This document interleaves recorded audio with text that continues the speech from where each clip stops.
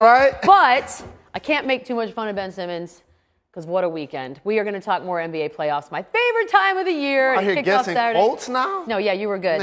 Sixers looked increíble on Saturday, and part of that was Simmons, who led his team to a 130-103 win over the Heat without Joel Embiid, who's still recovering from a blow to the face. By the way, he has cleared concussion protocol, but not available for Game 2, which honestly may not matter given how good Philadelphia looked. Are they now, Jalen, the team to beat in East? No. Who is? Wherever LeBron James plays. Really? We're Yes. gonna just ride this out. Beetle. It's like when you go to see Friday the 13th or Nightmare on Elm Street. Wow, that is such a recent movie. Until the credits roll and I see LeBron James walk into the locker room with his head down, I'm still going to go with him to win 4 out of 7 versus any opponent because of expectations and what I've seen previously.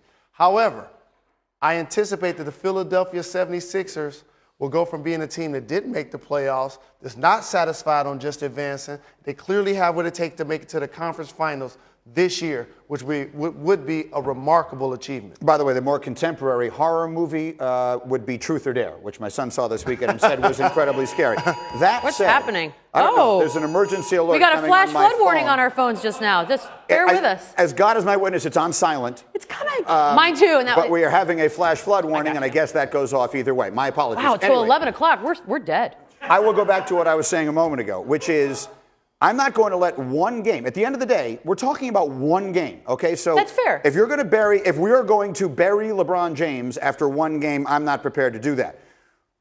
If the conversation is just about the Sixers, I think clearly they were ridiculously good on Saturday. That was the most impressive performance of all the teams that played this weekend, taking everything into account. But I am going to go with Jalen. I'm not going to bury LeBron James based upon one bad For the day. record, I'm not burying LeBron James. I'm just burying all of his teammates. I think LeBron James is obviously one of the greatest in the world and one of the greatest who's ever played. He's not the issue. I just don't think he has... Look, you could throw analytics out the window. The eye test this year, it's been going on all season long. Even when they completely revamped that team and it was a brand new team that came out on the floor, they don't pass the eye test. They don't look like they're willing to compete in the same way as these young, hungry teams. So this is what makes the Sixers special. I'm going to take everybody deeper into the box score. Ooh. We get so enthusiastic, and rightfully so, about the headlines. Ben Simmons, franchise player. Joel Embiid, generational type player if he stays healthy. But what they've done is basically remix what your San Antonio Spurs have been able to do for a really long time. Take multiple people from across the globe Look at that. and create a melting pot of individuals that can play basketball, that dribble, cut, dribble handoff. Bellinelli, where is he from, Beetle? Italia. Dario Saric, Croatia. Ben Simmons, Australia. Ilyasova from Turkey. JJ Redick, their leading scorer the other day, was the lone person from the United States of America. So why is that a distinction that I want to put out? Because a lot of times in the USA, you're taught to play with the ball. It's all about the crossover. It's all about making somebody get on their heels and make the play.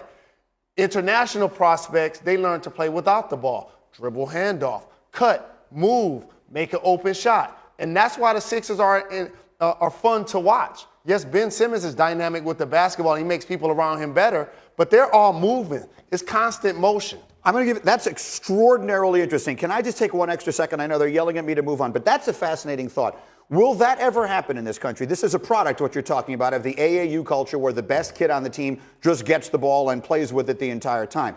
Do you see any chance that that changes into the future? It is changing. That's why I want in this country. It's changing. Are kids in this country going to learn to play the way they play? The kids growing up. They're going to have to, because I remember covering the NBA draft 2 years ago, and in the first round, there were the fewest American-born players taken in the first round.